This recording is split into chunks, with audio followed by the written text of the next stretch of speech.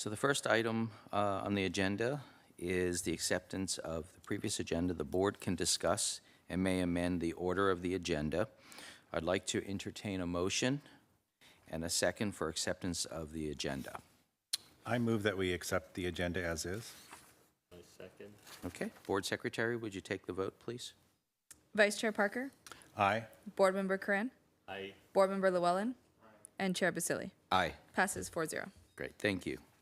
The next item is the public comment. This time has been set aside for members of the public to address the board of items of general interest within the subject matter jurisdiction of the board. 3 minutes will be assigned to each speaker. Although the board values your comments pursuant to the Brown Act, the board generally cannot take any action on items not listed on the posted agenda. Testimony for the hearings will only be taken at the time of the hearing. So please begin the public comment period. We do not have any public speakers. Okay, thank you. Move to item number 4. Next item concerning the property at 3395 North Indian Canyon Drive. It's an appeal of the the appeal of the $5,000 fine. Board Secretary, can you please ensure the city staff and the appellant understand that the testimony is under oath? Yes, we do have signed affidavits from city staff and the appellant is in person. Anyone on Zoom who desires to testify under this appeal hearing, under the laws of perjury, if you choose to speak, you hereby accept and acknowledge that your testimony shall be the truth, the whole truth, and nothing but the truth. Great, thank you. Okay, could we please have the report from the city staff, please? Thank you, Chair Basili. Good afternoon, members of the board, my fellow city staff, and members of the public joining us for today's hearing. My name is Mitch Nabhan. I'm the Code Compliance Supervisor for the City of Palm Springs, and I oversee the enforcement program for our city. Before you this afternoon is a staff report for the business located at 3395 North Indian Canyon Drive. OC Coast Inc., doing business as Heightened, is a cannabis dispensary and consumption lounge. They have been licensed to operate in the city as an adult use cannabis business since August 2020 and have renewed their adult use cannabis permit annually in each subsequent year as they have operated continuously since then. It was found that this business was operating in violation of the city's cannabis ordinance on July 17th, 2025 by failing to maintain the required security surveillance system recordings. The elements that led to the issuance of citation AB 6018 are listed in the staff report. The code officer who conducted the inspection at the business and ultimately found them to be in violation is our city's primary cannabis enforcement officer and is here to provide further testimony of his findings and issuance of the citation. At this time, I'd like to ask the issuing officer, Officer Ingram, to the podium to present his testimony.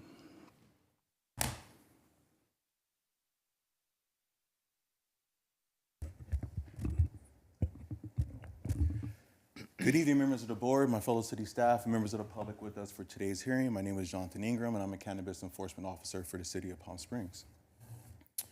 On May 19, 2025, a security inspection was conducted at OC Coast Inc., DBA Heightened, as part of their annual application renewal process.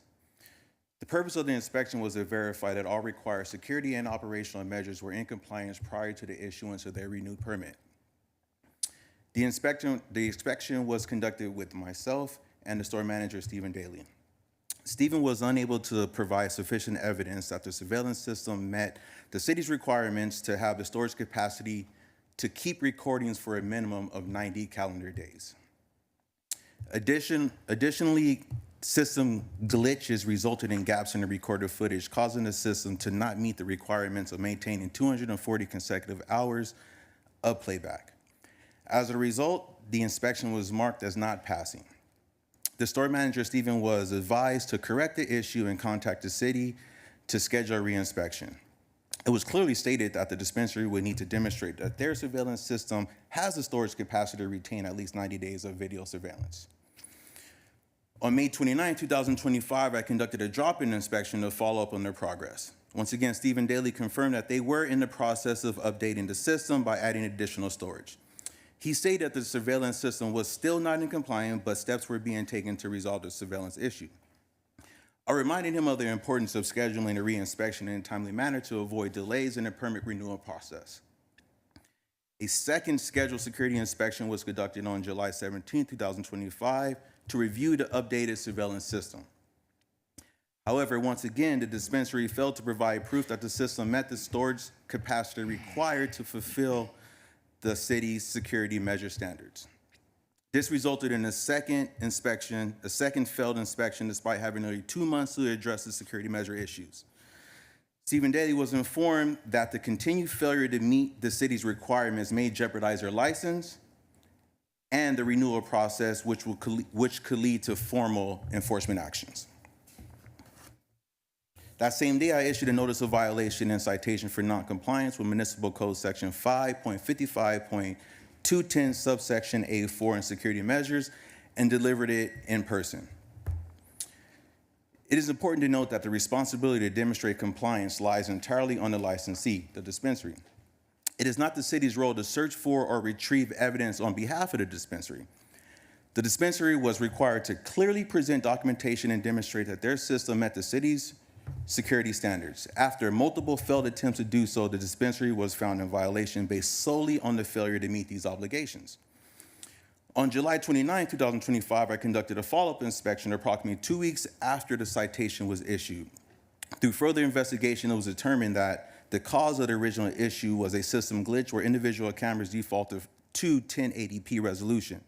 This setting consumed excessive storage and caused the system to fall short of the required 90 days of video retention. During this inspection, I met with Stephen Daly and the surveillance technician responsible for upgrading the system. The technician installed a new server with 66 terabytes of storage, which enabled the system to retain 96 days of continuous footage, bringing the dispensary back into full compliance with the city's surveillance storage requirements. OC Coast Inc., DBA Hayden, was found in violation of Municipal Code Section 5.55.210, subsection A, due to failure to meet surveillance system requirements and repeated failure to demonstrate compliance despite prior notification and inspection opportunities. The dispensary was brought to compliance only after multiple failed inspections, which resulted in enforcement action. The dispensary has now returned to full compliance with the city's security standards. And board, I'll also like to bring to the board's attention, if you can turn to page 30 of the staff report.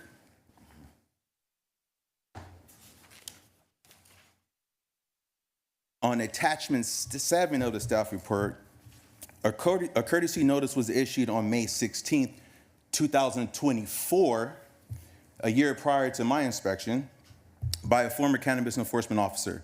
The notice described the same conditions and violations being presented to you today. During a scheduled inspection, the previous officer noted that OC Coast Inc., DBA Hayden, was in violation of the same Municipal Code 5.55.210, subsection A4, for failure to maintain the required 90 days of video surveillance, which is what we're presenting to you today. Therefore, the dispensary had prior notification that its surveillance system was not in compliance well before the issuance of the citation that was issued on July 17, 2025. Board, this concludes my statement. I'll be open for any questions. I'm gonna hand it back over to Mitch. Thank you, Jonathan. And just a couple more things to add. For those not familiar with our city's cannabis enforcement program, so we administer compliance with the cannabis regulations through a variety of different inspections, and these are primarily facilitated by Officer Ingram. So I'm going to walk you through what some of those are. So the security plan inspection, which this was the inspection that ultimately that Officer Ingram referenced. This is conducted annually by our department as part of the permit renewal process. So it's a requirement for each licensed cannabis operator to renew their permit. There's a set of requirements that they have to maintain as part of their approved security plan that we follow up on and we inspect to ensure that they are operating in compliance with what they have submitted. And make sure everything is working. So the locks are functional, the cameras are working, they have the adequate storage, those sort of things. So this is generally a pretty comprehensive inspection. Like I said, this is done typically once a year at the time of permit renewal.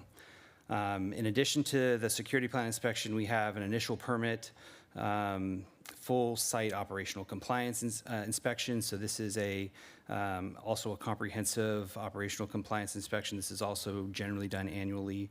We do odor compliance checks. These are typically conducted weekly at cultivation facilities and also those cannabis operations the dispensaries that have lounges, which the business today does have.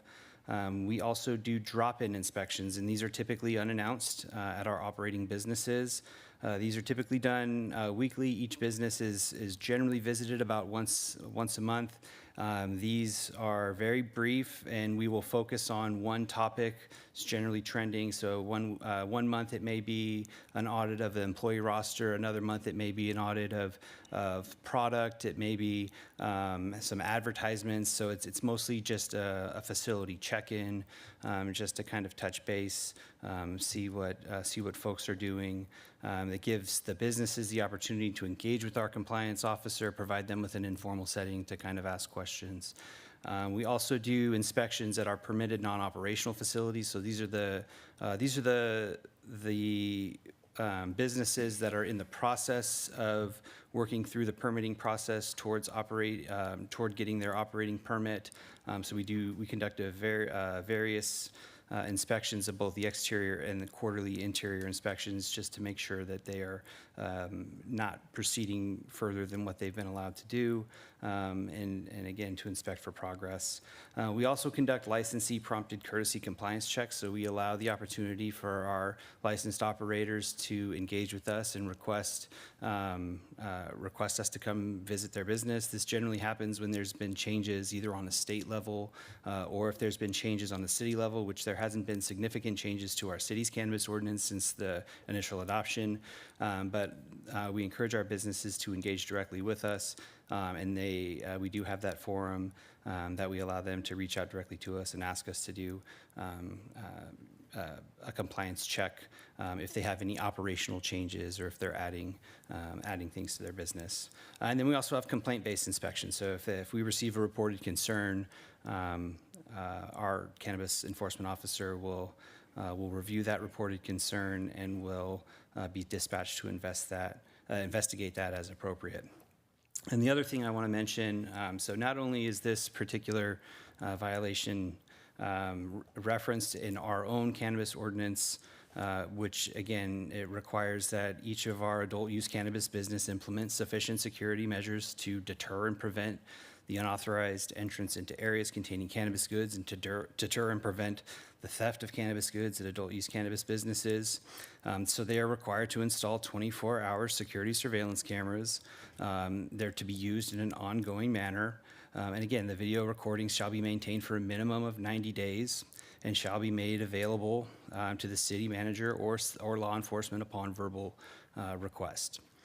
So not only is that within our city's municipal code that's been adopted, it's also a state cannabis requirement. So within the Department of Cannabis Control on a state level, it's listed under their video surveillance requirements in 3 different sections, where it says that cameras shall record continuously 24 hours per day, that the surveillance recordings shall be kept for a minimum of 90 calendar days, and that surveillance recordings are subject to inspection and shall be kept in a manner that allows the department to view and obtain copies of the recordings at the licensed premises immediately upon request.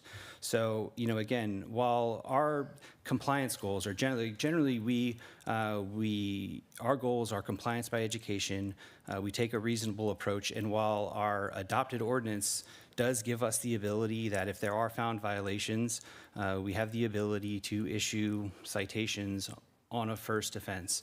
Our practice has been to take a reasonable approach, and depending on the severity of the violation that's observed, we make reasonable efforts to try and work with our businesses to obtain compliance. Unfortunately, for this particular issue with this particular business, there has been a documented history of this same issue being recurring, both informally, as addressed in drop-in inspections, and formally, as you see in the staff report that was addressed exactly a year before Officer Ingram's initial inspection earlier this year by our previous cannabis enforcement officer that resulted in corrective action in the form of a courtesy notice. Again, at that moment, we technically had the authority to issue a notice of violation letter with a $5,000 fine. But again, in the interest of good practice, we did take the approach to issue a courtesy notice and achieve compliance through education in that route. Unfortunately, again, we found ourselves in the same situation, and that has resulted in us taking this enforcement action to kind of motivate this business to make the necessary corrections and hopefully find a sustainable compliance solution to kind of maintain that surveillance footage, and again, have that lasting compliance as they move forward. So that will be all that the city has to provide. But again, myself and Officer Ingram are available should the board have any questions. Thank you. Thank you. I will now open it up for the board. Any questions for the city? I have a couple. So Mitch, thank you for that background. I think that was very helpful. I found that very helpful. I appreciate you doing that. I do have a question. I think Officer Ingram testified that they are in full compliance now, this business. And so has that permit been renewed? I believe so. Okay. Yes. And then I had a question on the actual inspection. I think when it was done on 5/19, I'm not sure if this is for you or for Officer Ingram, it states in there that at the time of that visit, we issued a timeline for correction. What was that timeline?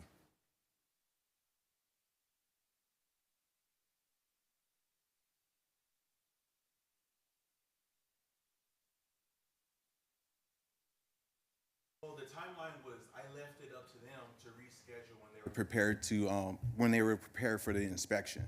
Okay. So that the drop-in was a drop-in, but that secondary security inspection was initiated by, again, the store owners. So they initiate the follow-up? Correct.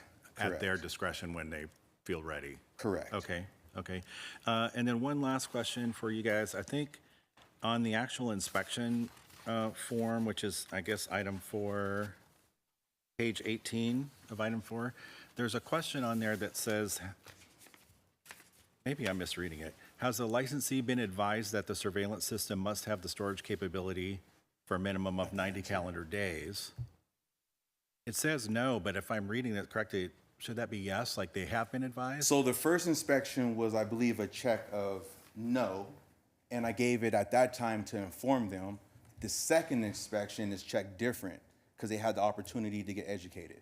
So there's two separate inspection notices or inspection sheets that you have. One is a check of they weren't informed, and I did take the opportunity to inform them during that process. Okay. The second one was checked as they were informed, and then that's when led to the enforcement. Got it, okay. All right, thank you for clarifying, I appreciate that. Oh, one last question, sorry. The appellant in their appeal, and I assume they're going to testify to this as well, stated that it was a basis of a disagreement on what was to be inspected. Do you know what that disagreement was? Again, for us, we're looking for certain specifics, Correct. whether they have or don't have the 90 days, and they didn't in that instance. Whatever specifics they're addressing, I'll let them address it. But as far as the city, we're looking for 90 days of video retention. If they don't have it, it's not a pass. And we also look for 240 consecutive hours of video play, which Okay. they didn't have as well.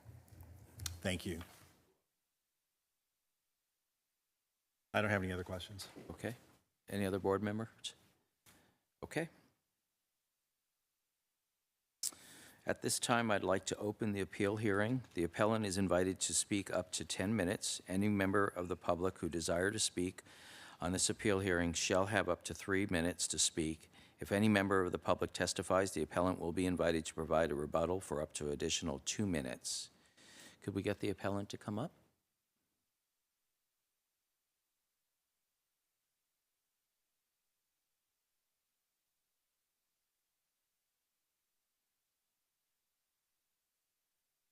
Could you state your name, please? Esther Parkhurst. Thank you. Okay, you have 10 minutes. He'll start now. Go ahead. Thank you so much. Good afternoon. I hope everyone is having a great day today, considering the weather is so nice. My name is Esther Parkhurst. Again, I am the store manager over at Highton Dispensary and Lounge. I've been there about 6 months, and I am loving it. I just wanted to go over a couple of quick things before I go ahead and let Sam speak, since he knows more of the technical side than I do. I did want to confirm I was in email conversation this morning in regards to some of the information that was submitted. It looks like there was some information for a stinky leaf that was included in our violation. I just wanted to confirm that that was removed from that information. Okay. Okay, perfect, thank you. And then I also did want to confirm the cost of the violation. There was a little bit of confusion in that, in the actual violation itself. It says under administrative fine schedule, the first violation, an administrative citation issued for the first violation of this chapter may not exceed $500, but there is confusion between 500 and 5,000 in that same kind of verbiage, so I just wanted to confirm that as well and get that clarified. Could we get confirmation on that? So for a first violation for this type, it is a $5,000 fine for the violation of the security measures. So there was, under the verbiage on the administrative fine schedule, on the actual ticket, I think it's referenced on page 12 of the staff report, while under the compliance order, it says you are hereby ordered to correct immediately. You are further ordered to pay an administrative fine as prescribed. It says penalty due is $5,000. It says first violation. The verbiage says an administrative citation issued for a first violation of this chapter may not exceed $500. However, in parentheses, it is $5,000. So that was a typo where it should have spelled out as $5,000. So confirming a first violation of this particular municipal code is a $5,000 fine. Thank you for your clarification. All right, I'll go ahead and pass it off to Sam. Good afternoon. My name is Sam Chari. I'm the general manager for Highton.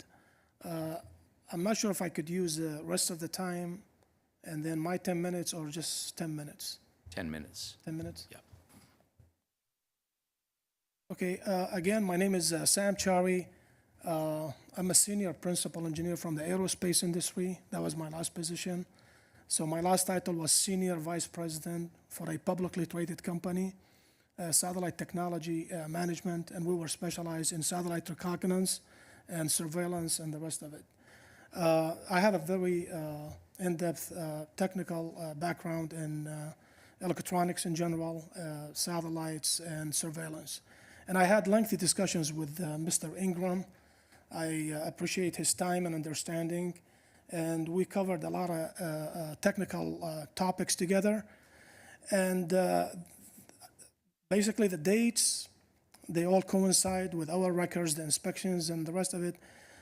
However, a lot of technical details were left out. The first item is that this is a licensed dispensary from 2020. And this is the original surveillance system. So this system does cover 90 days from its inception. It has a dual DVRs with arrays of hard drives and 31 cameras, and they were set at a certain resolution which is mandated by the city, which, and Mr. Ingram agreed that we have the 30 terabytes, which is 1 terabyte per camera, that gives you the pretty much the 90-day storage. So everything was in agreement, and then from day one, we passed the renewal of the license in 21, 22, 23, 24. There was an anomaly that I wasn't aware of, and it says in the record that it was corrected on the spot. Not exactly sure what that was. And then comes 2025. Mr. Ingram went to the DVR, and this apparently their standard inspection procedure. They look at the calendar, they see how many days are recorded, how many days are left, and it basically overwrites the storage, and that's how you can verify the 90 days. Only on the internal storage DVR. If you see that you have less calendar days, then basically you're not in compliance. Immediately, they escalated to we have a separate surveillance company that takes care of our surveillance system. They monitor it remotely. They can do just about everything remotely. So the incident was immediately reported to our surveillance company, which is Electronic Eye Security, and the gentleman in charge is Michael Hauser. He said, "Oh, I see the problem. All your cameras defaulted from the lower resolution mandated by the city to a much higher resolution, makes it 4K, which is something you don't need. When the cameras start recording in higher resolution, you consume higher storage." So he fixed it on the spot, and then everything went back. However, the storage on the DVR, and this is a question to the future inspections, now that we have higher resolution video less than 90 days, my assessment, we don't delete that and reset the calendar so when the inspection comes in, oh, you have 90 days, you're set. I don't want to delete 60 days of storage. That's very important for the future in case they were recorded incidents from the past. So I added extra storage, which had to be, because our DVR, our original DVR was maxed out as far as drives. So I called for a NAS, which is network attached storage to the existing network, so I would throw in the extra storage externally. And then I have advised Electronic Eye Security to throw in more future video on the cloud. Then we called for a follow-up inspection. I'm expecting that inspection not to be a drop-in, but rather that we would be notified, so I'd be there at least on the phone and the remote surveillance company. That didn't happen. It was a drop-in, a quick walk-in. They looked at the DVR. We have 60-day storage. You don't have the 90 days, you fail again. I talked to Mr. Ingram at length. He said, if you change your testing criteria, then you have to advise me of that. I said, granted, but you gotta give me the time so I would come in person or be available on the phone to talk to you so I would explain exactly. And I asked him, did you notice the additional storage device next to our DVR? He said, yes, there was an additional storage device. But if nobody wants to show me the access to that storage device, I'm not gonna take the liberty on my own to do inspections unless, and he, in his testimony, he confirmed that. He said, it falls on the customer to show us exactly what new testing criteria we have to adhere to. And this is where we fall into what comes first. When I was told that, I said, okay, so if your testing criteria requires that you just come to the internal DVR, you can have it. I rushed into ordering very expensive surveillance equipment that has 80 terabytes, which has double the 90 days plus extra.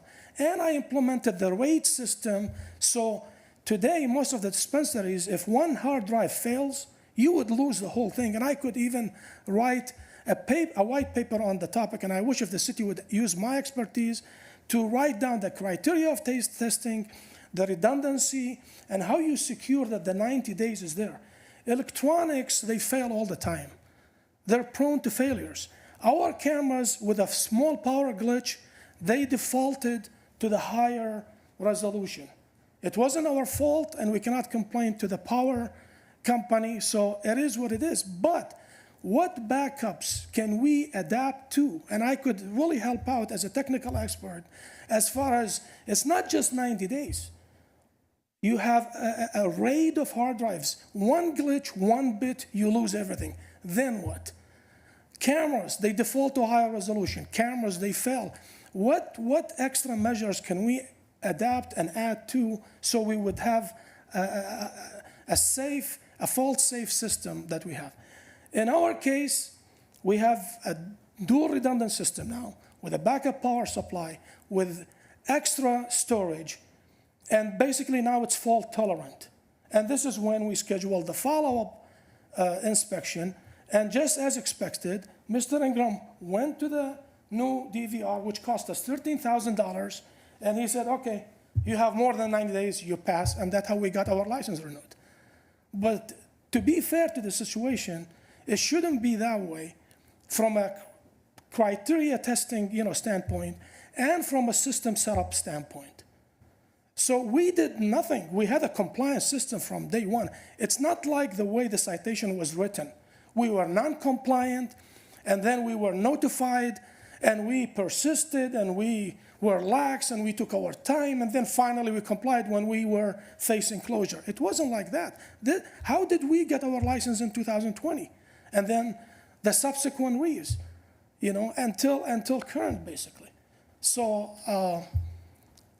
I plead with you, and I appreciate Ingrid's time and Veronica and everybody. Yes, it was a frustrating process. Yes, I did get on the phone with Veronica, but it was outside our control from the beginning. Okay, thank you. Okay, Did I stand here for questions, or? hold on for a second. So, Board Secretary, are there any public commenters? No, there's not. Okay, so now I'll open up to the board for any questions to the appellant.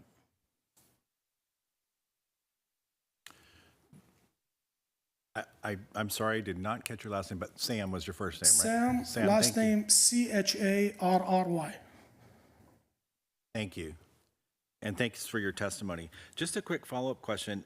You said, I think, if I wrote this down correctly based on your testimony, you said that when you did the system upgrade and then called for the follow-up appointment, and it was a walk-in, it wasn't like a scheduled one, he walked in and looked at the DVR or whatever it was, and it still said 60 days. Why did it still say 60 days? Because the additional storage was outside the DVR. The original DVR was maxed out. You cannot add So your original storage is sitting next to it, next to basically? it. Exactly. So it's the 60 days plus whatever's on the Plus additional whatever on the storage? NAS and plus whatever is being dumped on the cloud. So let me ask you another question. Does the store team, you weren't there, do they know how to operate the system? No. Why not? Apparently, they know that we've added the additional storage. They know that, they told me that the surveillance system was using the cloud at the time. But as far as spending more time with Mr. Ingram, who comes in like at the end of the day, unfortunately, like 5 o'clock, and then he leaves very, very fast, they're busy running the business, So it's like. Sure. No, I get it. But Yeah, but yeah. according to the code, it's written that you, as the business owner, have to show the officer that it has 90, you have to provide that. You have to show them that it has 90 days storage. It's not up to them to do it for you. So how come the store, I just want to know, why isn't the rest of the store team, knowing that you're going to have at-will inspections that just may show up, why isn't the store team know how to do that? They didn't know there was an issue. Okay. They thought it was like self-explanatory. We've reset the cameras to the lower resolution. We've added extra storage, and that pretty much done it. That's exactly why I've invested $13,000 at a later day in July to just call it off and just give it one machine, one storage, and then easy inspection, and just stick with the standard criteria for testing. Okay. One last question for you, from me anyway.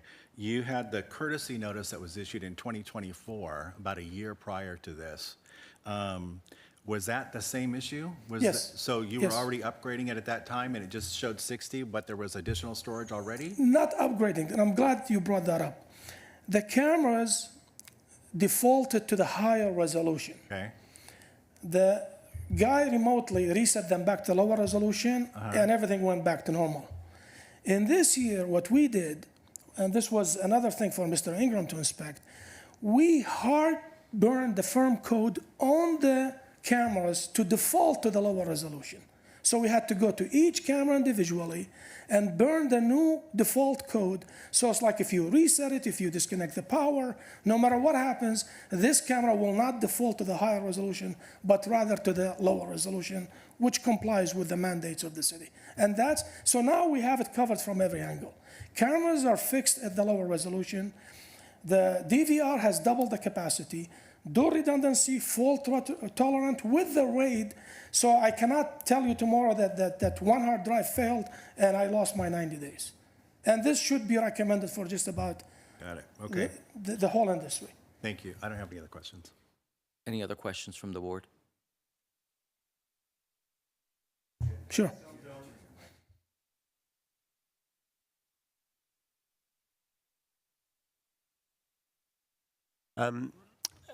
I still don't fully understand, is your position your system was fully in compliance at the time of the inspection, but the staff had trouble explaining it to Mr. Ingram? Or you needed to spend additional money after the inspection, the additional 13,000 you mentioned, to actually bring it into full compliance? They're very different. Great question. Great question. When the inspection took place, the cameras were at higher resolution, so they consumed more space. So you are saying when Mr. Ingram came, the system was out of compliance? Yes, because it was using the higher resolution to store. Thank you. That was Right, my question. right. Okay. But I do have a question as well. So you mentioned that there was a backup to that system as well. And was that system in place at the time that the drop-in was done? So we have May 19, May 29, and then July 17. Correct. Which inspection are you referring to? So we're talking about the first inspection. So The they, very first inspection, the DVRs were maxed out at 31 tera with no backup. with no backup. Okay. I mean, the backup was the UPS for power redundancy. Okay. But as far as the raise and all that, not even near where I've beefed up the system today. Right. Which is not required, but we just went above and beyond. Okay. All right, thank you. Okay. I have a question. Just quickly, so you've had a license for how many years? 5 years? Since sir? 2020, yeah, yes, sir. So in the 5 years, you never had a problem with the cameras kicking up to 1080 No, sir. before? No, sir. Interesting. Okay. Thank you.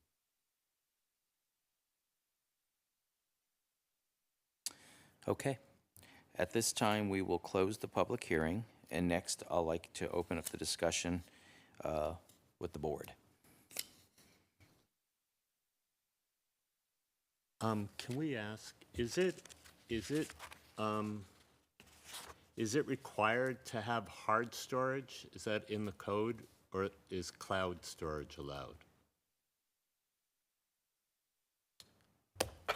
They just have to provide the feedback. It's not specified whether it could be maintained on the cloud or hard storage, as long as it's available to be produced.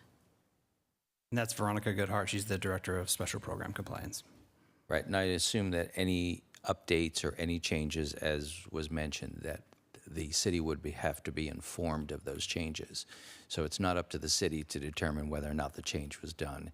It was up to the owner to let the city know that any changes have been changed or updated. Yeah, and generally, when we'll do a drop-in inspection, again, auditing surveillance recordings is one of the frequent topics, and that, whenever if there's a power outage, if there's a system disruption, that's usually referenced. And again, as long as that can be accounted for and documented, again, we will accept that as acceptable reasoning, as long as it's noted. As long as it's noted, okay. All right, thank you. Any other questions from the board? Okay. All right, we're gonna go ahead and discuss right now. Oh, I thought you were pushing it to discuss. Okay. Well, this is a tough one. It sounds like the appellant did a lot of work and a lot of expense to bring his business into compliance, which he eventually did. I think I'm coming back to your question that you asked, which was at the time of the inspection, there was a violation, and that the corrections afterwards don't change the initial violation. The other thing I'm struggling with is it's very clear in the code that it's not the city's responsibility to understand the equipment and how to operate it and how to read it. It's the responsibility of the business. So I think if I was a business owner, I'd make sure that especially if there is going to be walk-in inspections, that the entire team knows how to operate the system and can answer those questions of the inspector. I'm leaning towards upholding the violation. Okay. I'm sorry, sir, can I say something? No, your time's up. I mean, as a business owner, the reason I'm asking about the cloud is... Speak into your mic. The reason I'm asking about the cloud is we have about 15 cameras in my facility, and I don't have any hard drive backup. It all goes to the cloud, and anybody can access the Arlo system or the Ring system or any of those kind of systems. I just... This seems overly complicated. It seems like a cloud-based system, the current prices, what do you need, 100 terabytes? I mean, what is that, a couple of $100 on a cloud server a month? We're discussing among the Oh, board. I'm sorry, what is Yep. that, a couple of $100 on a cloud-based system? It seems overly complicated, but again, it goes back to what Richard asked. It's not in our place to change the law. Right. If he came and he couldn't see it, Right, and how we can overturn it. our position right now is to hear the city and listen to the report and determine based on the city's report whether or not there actually was a violation. And unfortunately, the violation occurred based on the code. And it was the responsibility of the owner to make sure that the system was in compliance. And unfortunately, it wasn't. And so I'm also inclined to uphold the fine. So I'm going to make a motion that we uphold the $5,000 fine. Could I please get a second? I'll second that. Board Secretary, can you please take the vote? Chair Basili? Aye. Vice Chair Parker? Aye. Board Member Llewellyn? Aye. Board Member Corinne? Aye. Motion carries 5-0 to adopt the resolution upholding the administrative decision. The city will be in contact with you. Can we appeal this? You can appeal it once again Yes. The citation was not given on that date, so. with the court. You can Yes, appeal with yes, the court. we shall yeah. do that, because the citation was not given on the first day of inspection. It was given much later, so this doesn't hold any water, because it was not given on that day. Right. Had he issued the citation on the day of May 19th. We're done. then, But yeah, you can appeal Yes, it in the court. yes, yes. Thank you very much. And just correction for the record, it's 4-0 that it passed. Okay. Board Secretary, can we take a break for like 5 minutes? Sure, recessed at 2:43. Thank you.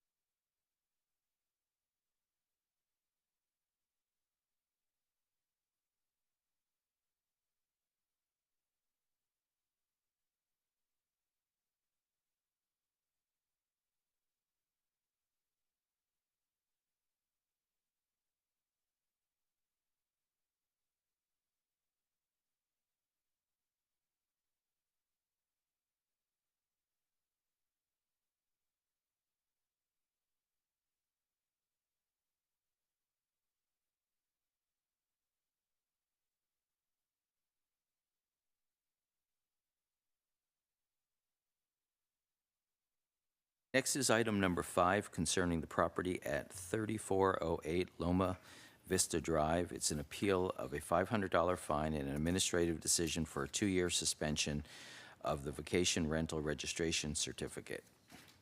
Board Secretary, can you please ensure that the city staff and the appellant understand that their testimony is under oath?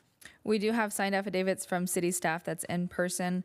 The appellant's property manager is online. Anyone on Zoom who desires to testify under this appeal hearing, under the laws of perjury, if you choose to speak, you hereby accept and acknowledge that your testimony shall be the truth, the whole truth, and nothing but the truth. Thank you. Can we hear the city staff report, please? Yes, good afternoon. Thank you, Chair, Vice Chair, members of the board. My name is Patrick Clifford, and I'm with the Department of Special Program Compliance, which oversees the vacation rental program here in the city of Palm Springs. The staff report before you today is an appeal of administrative citation A8554, which includes a fine of the amount of $500 and the associated 2-year suspension of a vacation rental certificate 010912 for the property located at 3408 Loma Vista Drive, Palm Springs.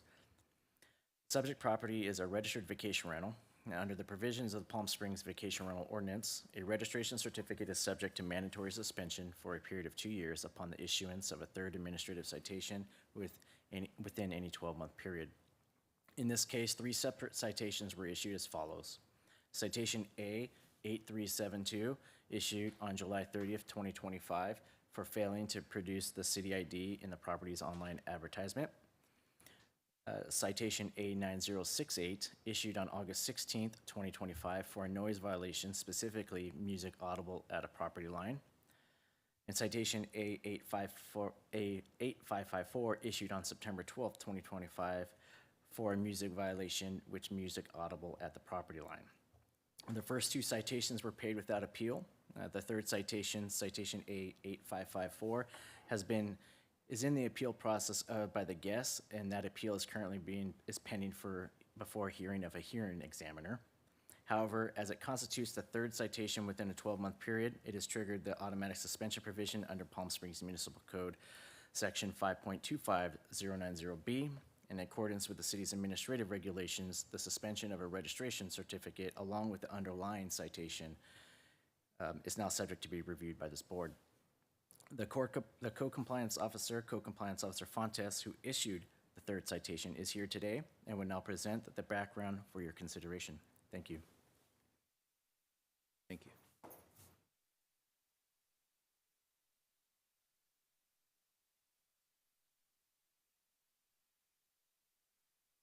Good afternoon, Chair, Vice Chair, members of the board, my fellow staff, and members of the public present for this afternoon's hearing.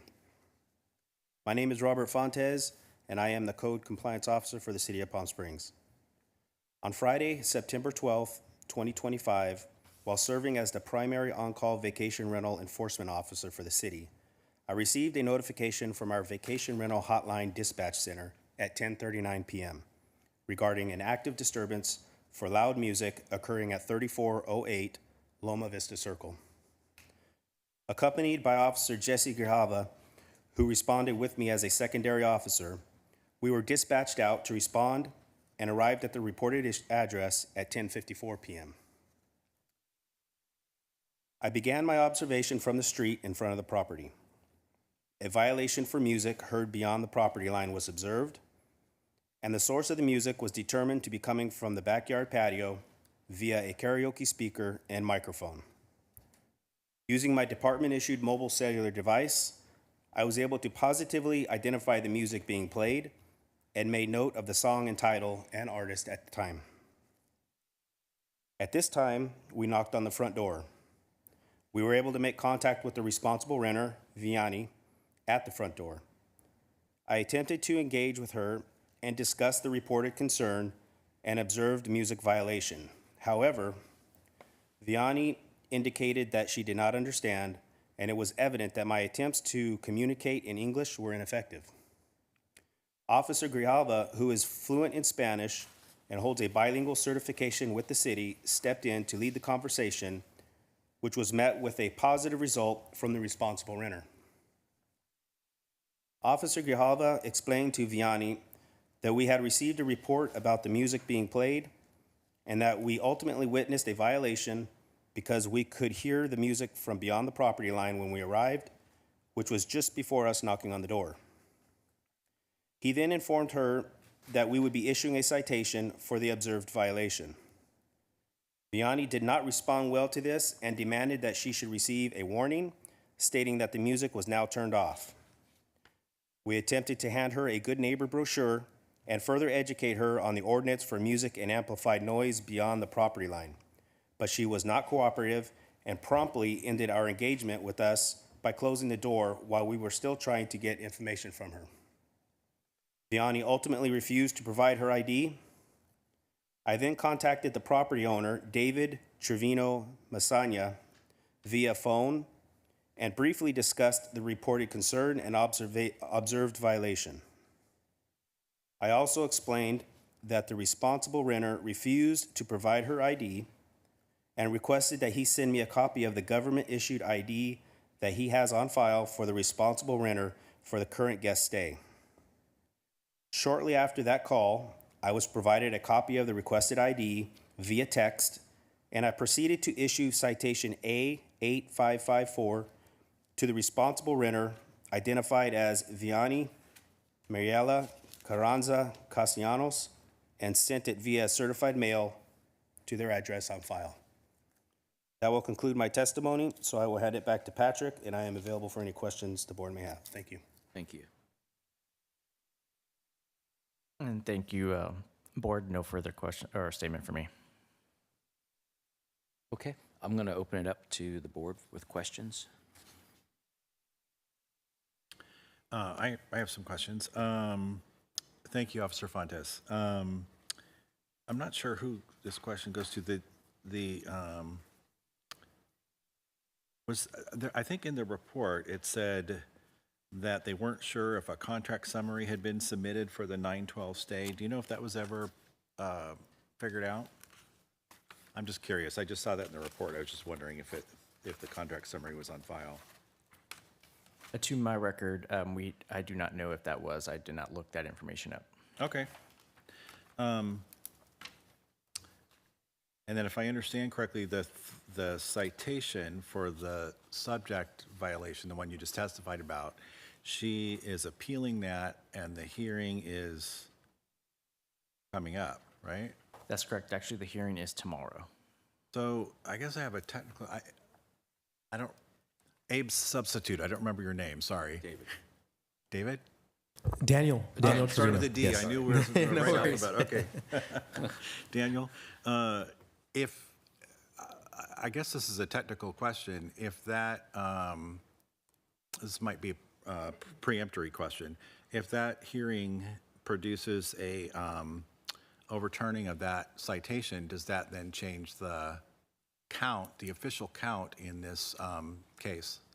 Well, here we're concerned with what's presented before the board. So if there was a third violation within the 12-month period as stated in the code, and that triggered this violation, which causes the suspension for 2 years, we're hearing what's presented before the board. And so the board is hearing this situation. And if that happens, where a violation that was counted towards the 3 count is overturned, we will revisit that at that time. Got it. Thank you for the clarity. That's all I have.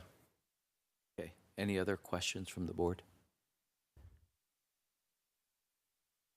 Okay, I do have one question, because I was looking at the response from the renter at the time, or actually from the homeowner, and it said that they had a noise awareness system and reported no noise level. But I'm confirming with you that you did note that there was noise exceeding the property line. Yes, as stated in my report, when we arrived at the property, we heard noise beyond the property line. Okay, thank you. Okay, if there's no more question, One more question of staff. This is the second time where we've had a multiple count issue where one of the counts was in a different administrative proceeding being appealed. So if the appeal is granted in the other case and the noise ordinance citation is taken away, would you explain to me, this matter has to come back to us to be reconsidered? Staff somehow reconsiders it, it automatically goes away? What happens? Yes, thank you. Great question. As far as the reconsideration to this board, I would advise the attorney to go that route. But if tomorrow the citation is reversed and dismissed, then on record, that would be 2 citations within the 12-month period. Thus, there would be no suspension. So from a staff's direction, we would approach that the suspension is now void because the citation was dismissed and there's not 3 citations in a 12-month period. So we would, at our level, do that unless advised differently to bring it back to the board.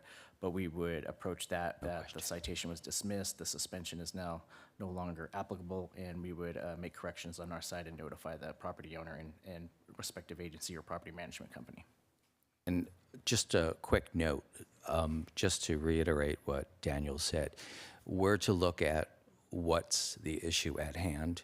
We're not concerned about what's happening on the other side. If there's an appeal that's going on, what we have to look at is what's presented to us today and make a decision.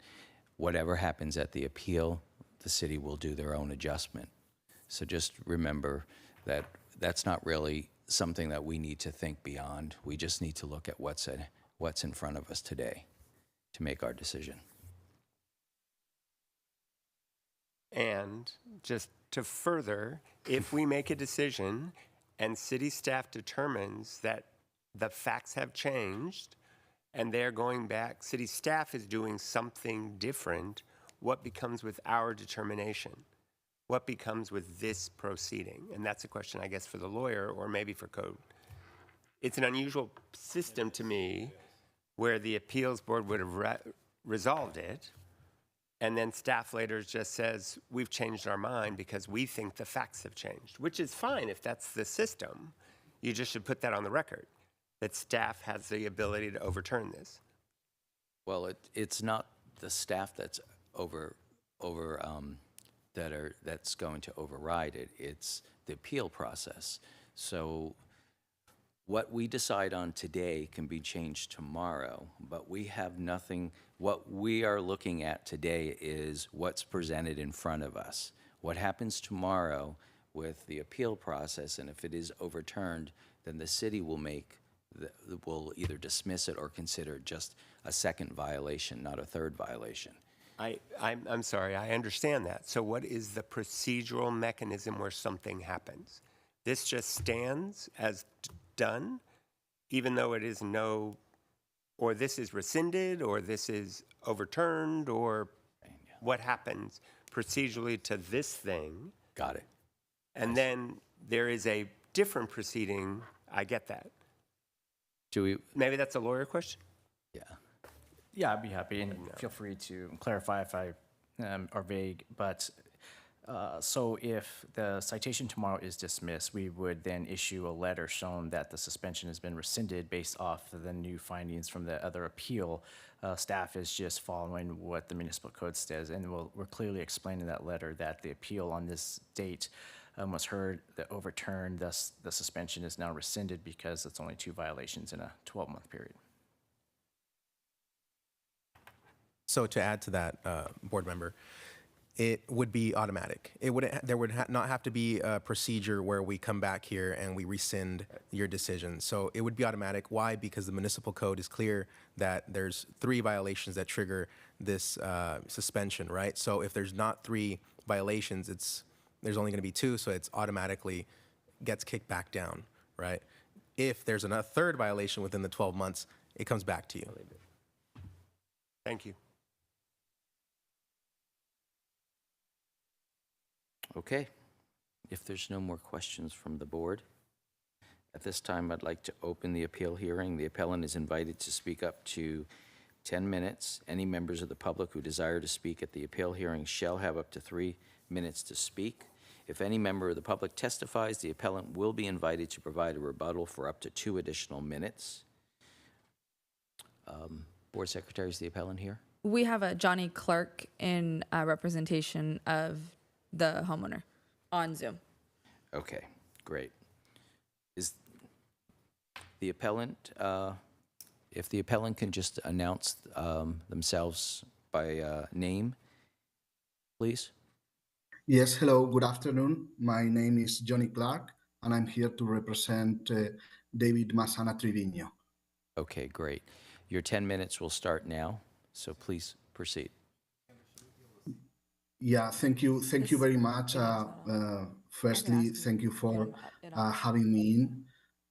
David Trivigno Masana was expecting to be there in person today, but he had an unexpected trip. Sir, work. Yeah.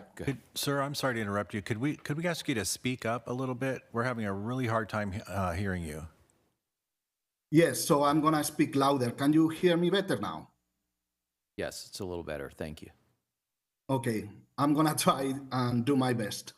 David Masana was expected to be there today, in person, but he had an unexpected trip, work trip that he could not reschedule. So that's why he asked me last 24 hours to represent him. Yeah, so I do help him on property management. So I'm gonna represent him in this case. So.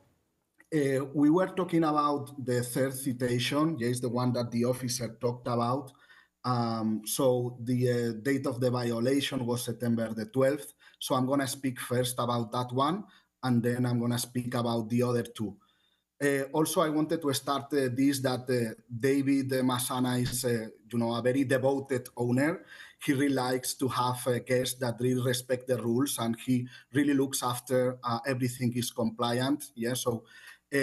As it was mentioned in the hearing before, so the house is supplied with noise-aware systems. So the house has both inside and outside of the property noise-aware systems that automatically alerts the owner and also the property management team if there is any noise coming out of the property. So this system also allows to communicate with the guest, with the tenant. They automatically sends a message to the guest that asks for lowering the noise and the music when it's above the permitted decibels. So in the case that that we were talking about, which is citation number A8554, indeed the system detected an increase on the decibels. So I'm reading through the report of those noise awares, that went so during the guest stay from the September 12th to the September 14th. The outdoor noise detector recorded a minor increase of the noise up to 40 decibels. And as soon as this was detected, so David Masana, immediately sent a message to the guest reminding them of the property noise policies and also the Palm Springs policies. The guest also replied quite fast, and according to this noise-aware system, there are other little peaks during their stay on the noise, but there is nothing above the legal limit, apart from this one that I mentioned. So I'm gonna quickly read through the messages. So, hi Vianney, we have received a report from the neighbor regarding an excessive noise coming from your unit. So we are not telling, or David was not telling them that there was a noise aware. It was something reported by the neighbor, and stated that there is an audible amount of music coming out, and as a guest, you are required to follow Palm Springs noise ordinances and our house rules. Failure to comply could result in citation issues under your name and may put your business at risk. So there was a full message sent in the inbox of the OTA, in this case, booking.com. And the guest replied, so Brianni replied and she said, hello, I'm very sorry for the inconvenience. We don't notice being loud. We won't let this happen again. Once again, so sorry for the inconvenience. So this is all recorded in the conversation with the guest. So Indeed, so I'm not opposing what the officer said. Yeah, there was an increase of the music. It was audible and recorded by the system. But what I wanted to put through is the goodwill of David Massana, Trevino, and communicating quickly with the guest that the noise should stop. Then there are other two citations. Yeah, one is in August, so another violation, August 16. Also, this refers to music audible at the property line. So the citation number is A9068. And this is the one where the systems, the noise-aware system, did not detect any kind of music or noise above normal, so nothing. And this is the one that in the appeal, David Massana was referring to. So he has proof in the noise-aware system, the one that I referred to before, that there was no noise at that point. Yeah, so I'm referring to the citation number A9068. Date of violation, August 16th, 2025. Yeah, so he has the reports showing that there was no noise in the property, and yeah, he would have loved to be there and show you the report, but as I said, he was not able due to work reasons. And then there was a first violation, which is the citation number A8372, date of violation July 30th, 2025. So this was failure to post city ID. So what David explained to me, what happened in this one, he has the advertisement for the short-term rental or vacational rental published in two OTAs, one being Airbnb.com and the other one Booking.com. For that day, where the situation was flagged by the city, Booking.com was properly placed with the city ID 010912. What happened with Airbnb, and it's quite common these days, they suspend the listings. Yeah, if they have detected some kind of issue in the publishing element in the advertisement, they suspended. And what happened to him, and he also has proof of conversation with the guests, is that those guests starting to complain, yeah, and saying, what's going on? Your listing is not published anymore, and my future bookings are being canceled. So as such, what David did just momentarily is to open a new listing, and that was a mismatch. He didn't include the city ID, but as soon as he realized, he did include. Again, so what I'm trying to explain in all this is to review all the three of the citations. So in the citation regarding the ID and the citation on September the 12th, so obviously there were those violations, but he responded fast and with a goodwill in order to solve a situation. The date of violation, August 16, which is A9068, he cannot recognize there is any kind of noise impact because those noise-aware systems did not alert of any kind of noise. Just to conclude again, so David himself is a very devoted owner. He really likes to have the guests having a good time in Palm Springs. He explains and he really gives advice on what to do within the city. Obviously, always explaining what are the home rules and the city rules very thoroughly. And he really, expects that you could understand that sometimes there could be complications, but he has in place a thorough system and the goodwill to really attend what needs to be complied. And this would be all from my side. Thank you.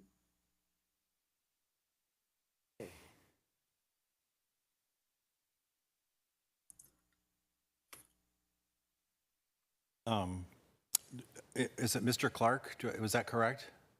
Yes, that's correct. Okay, thank you for your testimony on behalf of David. I'm not clear. I'm not sure I'm understanding what the basis for the appeal is. I mean, you've listed a whole bunch of things that David and/or you have done as a result of these violations to correct them. Like I think you said in the first one that David went back and put the permit ID number on the ad.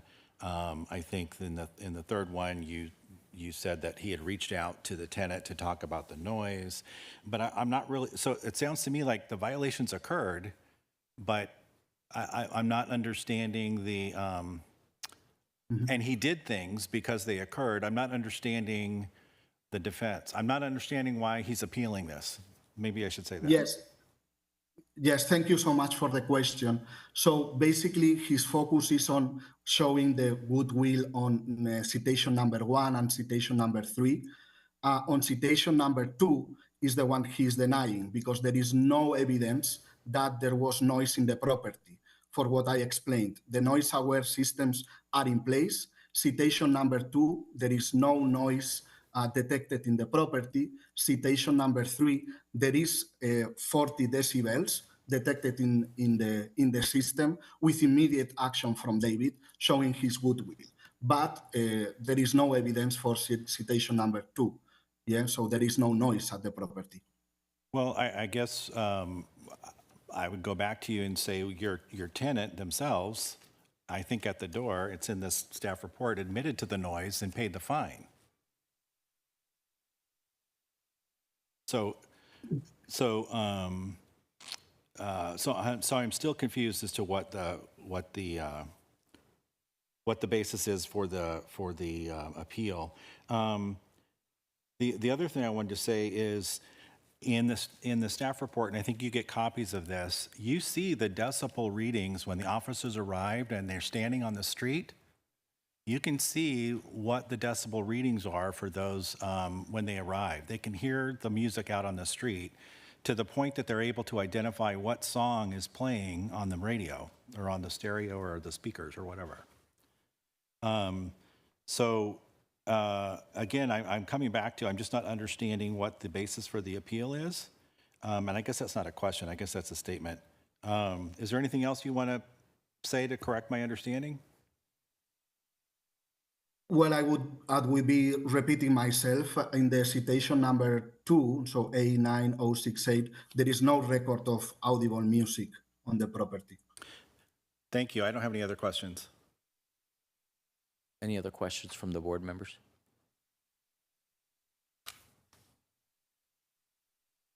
No questions? Okay.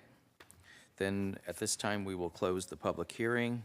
And next, I'd like to open up discussion among the board members. Thank you.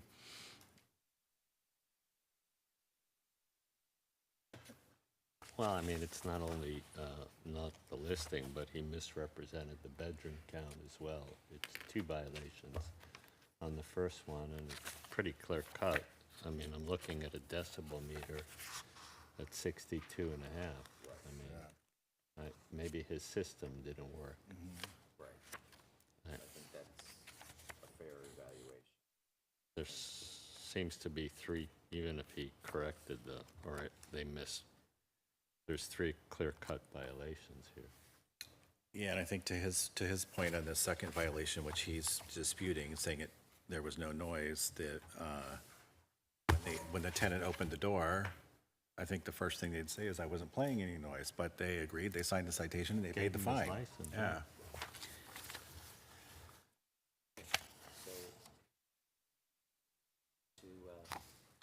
I'll make a Make a motion. motion to uphold the $500 fine $500 fine. and the 2-year suspension. suspension.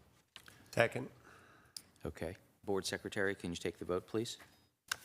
Board Member Corinne, Aye. Board Member Llewellyn, Vice Chair Parker, Aye. and Chair Basili.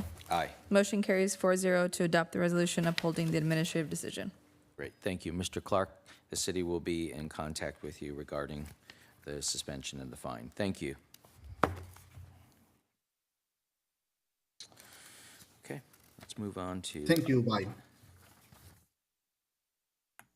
Next is item number 6 for approval of the minutes for June 16th, August 13th, and September 17th, 2025.